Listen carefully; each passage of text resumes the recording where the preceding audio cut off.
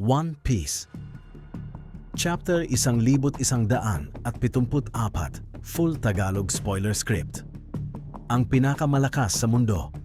Nagsimula ang chapter kung saan nagtapos ang nakaraan. Wasak ang barko, may malaking butas sa sea clouds, at hindi na maihahatid ang mga batang higante sa Holy Land. Nagulat si Somers, pero imbes na matakot, nagbago ang mukha niya. Ngumiti siya, isang nakakadiring ngiti, halos naglalaway sa tuwa. Sinabi niya, ang paraan ng pagpatay na to, banal. Ang mga luha, ang sigawan, ang pagmamahal ng magulang at anak. Ito ang tunay na emosyon. Hindi lang niya gustong pumatay, gusto niyang makita ang paghihirap. Gusto niyang maramdaman ang trahedya. Sinabi niya sa mga bata na nagbago na ang plano. Hindi na sila dadalhin sa Holy Land. Dahil sa aksidente, mamamatay sila.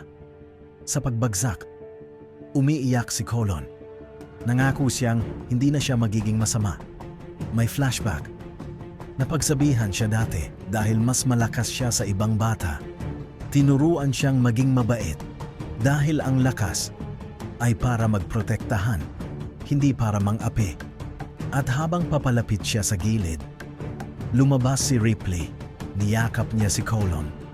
Kahit nasusugatan siya ng mga tinik, sinabi ni Colon, "Lumayo ka, Mommy. Mamamatay ka." Pero sagot ni Ripley, "Wala akong pakialam. Hindi kita hahayaang mamatay mag-isa." At sa isang napakalungkot na eksena, sabay-sabay nahulog ang mga bata, kasama ang kanilang mga magulang at kamag-anak, papunta sa underworld.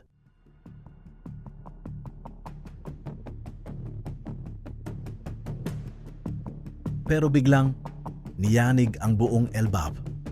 May isang napakalaking anino ang lumitaw, isang nilalang na tumatakip sa langit. Si Loki.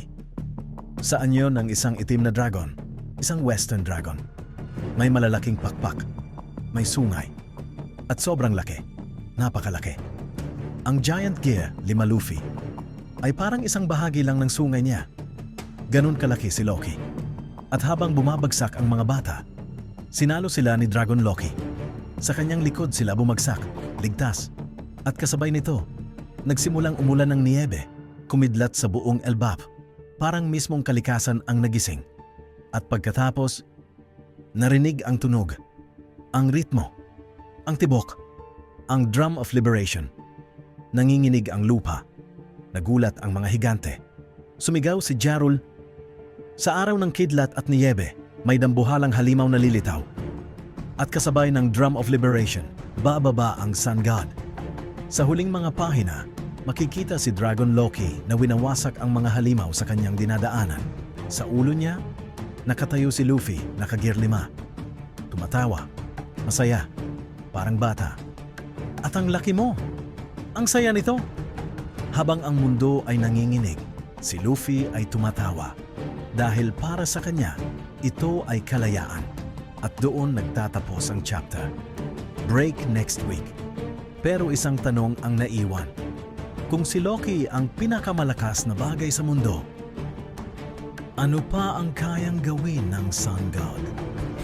Kapag seryoso na siya,